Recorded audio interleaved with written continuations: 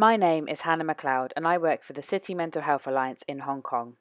This clip is part of a series of gathering viewpoints from experts focused on supporting employees to stay mentally healthy amid COVID-19.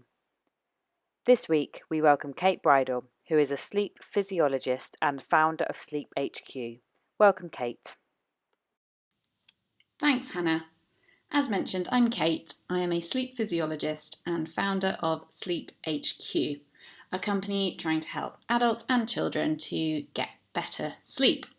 So today I'm going to be talking to you about my top tips to keep your sleep on track during this difficult time, or to help get your sleep back on track if you've slipped into a few bad habits. Why is sleep so important for mental health? So we know that over the last decade there's been a lot of research done around the direct relationship between sleep and mental health. It's quite a complex one, but we know, for example, we all can probably relate to how we feel during the day after a bad night's sleep or a few bad nights. We're more irritable, we have less resilience to stress, we might get more angry and snap more easily. So we can see on a daily level that sleep directly affects our mental health and our mood. But we know now that sleep is one of the main factors that can be the cause of mental health disorders such as anxiety and depression, not just a symptom of these disorders.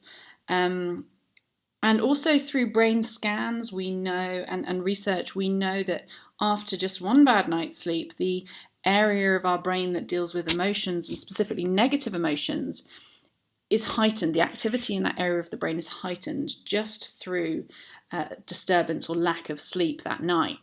So you can imagine if we have a long-term lack of sleep, then this heightened emotional centre can lead to longer mental health problems. So really important to look after your sleep and to prioritise sleep in order to look after our mental health. So now on with my tips of how to get better sleep during this time. So the first one, it's really important whilst we're working from home a lot of the time to keep your workspace and your sleep space completely separate. Even if we have a very small living space and we are having only one room, like a studio room, to live and work in, it's really important to just keep the bed area separate from the work area. This is because our brain has associations, it forms associations.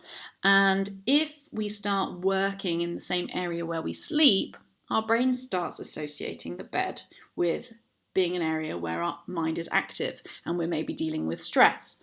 So we really want to stop that from happening, and we want our brain to learn that when we get into bed and we go to the bedroom or the bed sleeping area, that our brain can relax and switch off, and we want our brain to associate the bed with sleep and sleep only. So really, really important to set yourself up a workstation away from the bedroom, and don't be tempted to get into bed and do some emails or lie on the bed and work. So really, really important to keep those separate. My second tip, which is also a very important one, is to maintain a regular wake-up time every single day. This does unfortunately include the weekends. This is because our sleep-wake cycle is regulated by a body clock, which is an area in our brain which sends out messages to our body to let us know what to do. It's really important to set that body clock at the beginning of each day by getting up at the same time each day. It really helps us to feel sleepy at the same time each night. So if you are someone that might struggle to get to sleep at a certain time each night, even though you feel tired, then it may be because you have not been waking up at the same time each day. Really, really important to do this for at least a couple of weeks before you start to notice that you get sleepy at the same time each night. And even if you've had a poor night's sleep or you haven't had much sleep, it's still really important to get up at that same time the next day, set that body clock, and you'll find that you'll get a much better sleep the following night as a result. On this point as well, really important to not use the snooze function of your alarm clock every day. A lot of people say to me, I set my alarm for 30 or 40 minutes earlier than I need to be up, and it helps them to slowly wake up. But actually, we know that we feel worse after doing this through going in and out of light sleep every 5 or 10 minutes for half an hour. And also, we're losing that 30 or 40 minutes of good quality sleep. We're interrupting it and we're just going in and out of light sleep, which isn't really useful.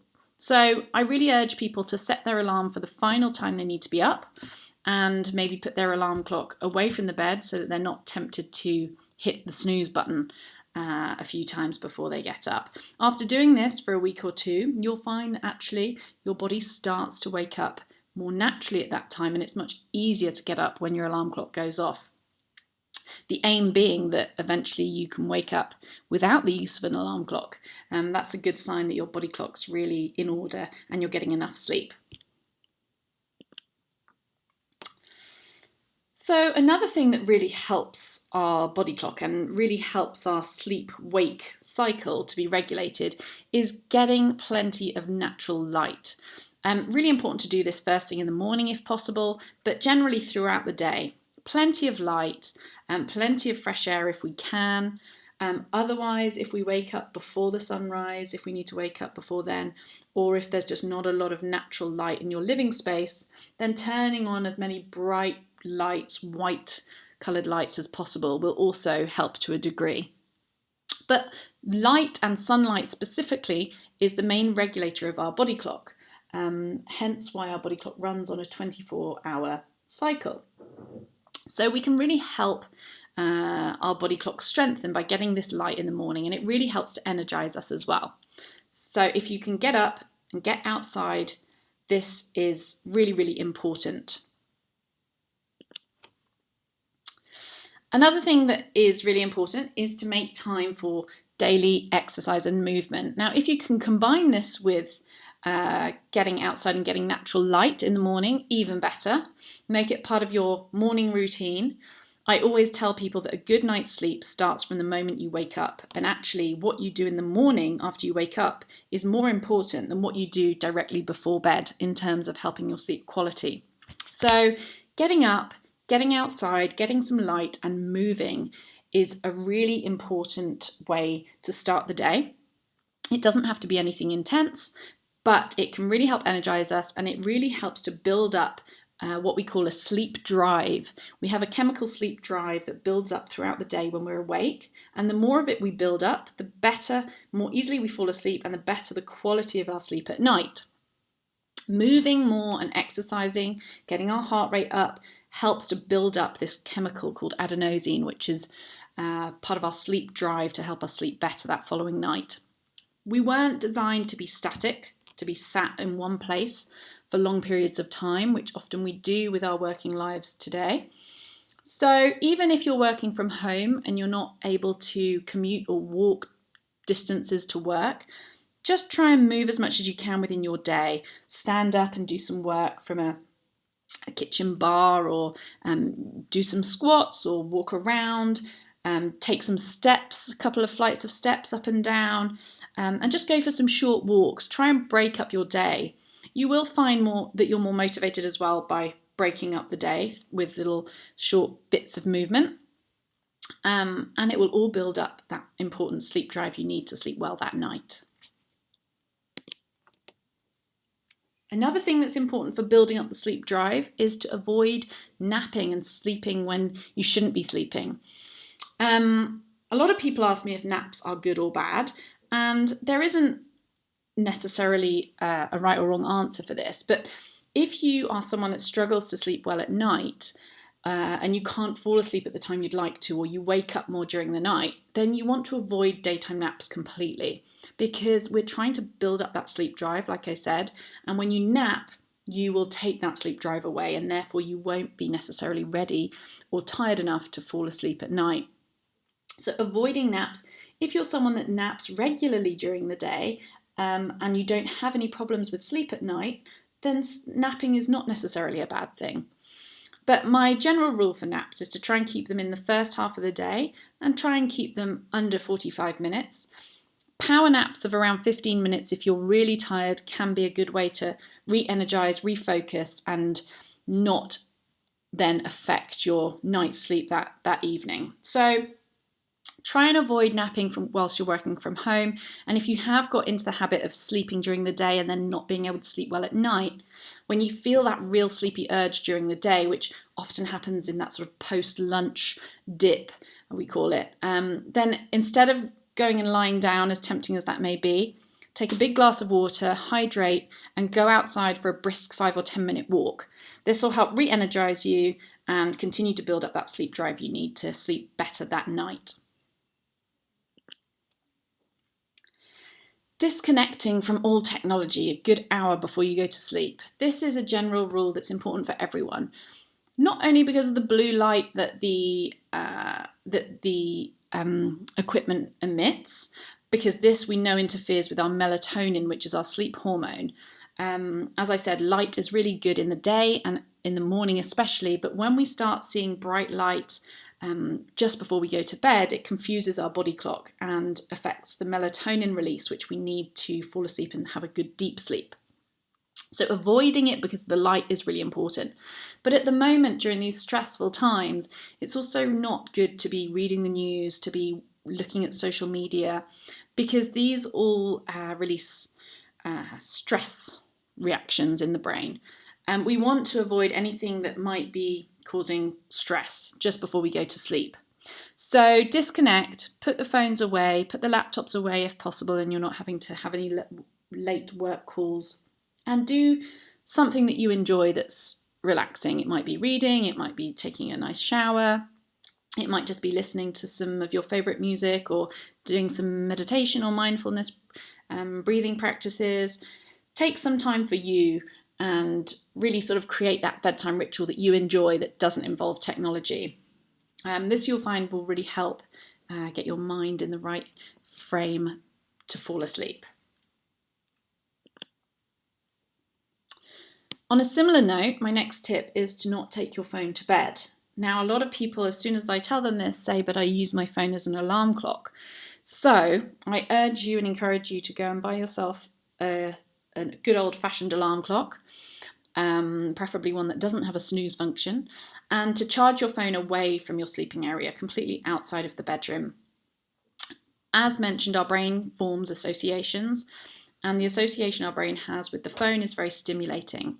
So we really want to tell our brains that when we go to sleep and when we go to bed, it can switch off and it's not going to be doing anything stimulating. So get into the habit of keeping the phone charged outside of the bedroom, and you'll find that after a week or two of doing this, when you enter the bed area, the sleeping area, you're able to switch off much more easily.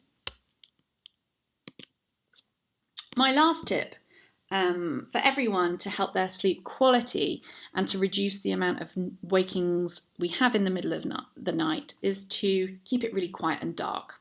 Our sleep environment affects our sleep quality greatly.